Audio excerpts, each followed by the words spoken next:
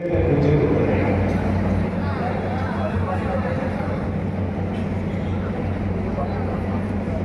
ಬಸವಣ್ಣನವರು ತಮ್ಮ ತತ್ವಗಳನ್ನು ಹೇಳುವಾಗ ಇದು ಕೇವಲ ಲಿಂಗಾಯತರಿಗೆ ಹೇಳಿದೆ ಅಂತ ಅವರು ಹೇಳಿಲ್ಲ. ಪ್ರತಿಯೊಬ್ಬ ಮನುಷ್ಯ, ಈ ಜಗತ್ತಿನ ಹುಟ್ಟಿದಂಥ ಪ್ರತಿಯೊಬ್ಬ ಮನುಷ್ಯ ಅವನು ನೆಗೆಟಿವ್ ಥಿಂಕರ್ ಇರ್ತಾನೆ.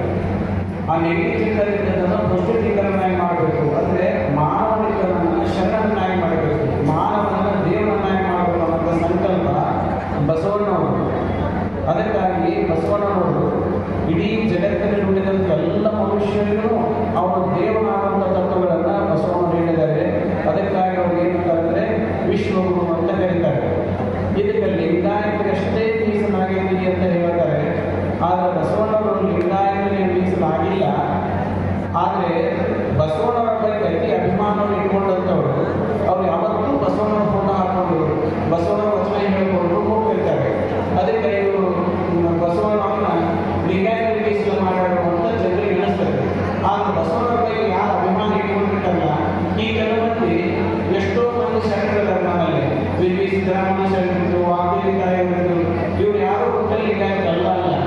ಇವರೆಲ್ಲ ಬೇರೆ ಬೇರೆ ಜಾಗದಿಂದ ಬಂದಂಥವ್ರು.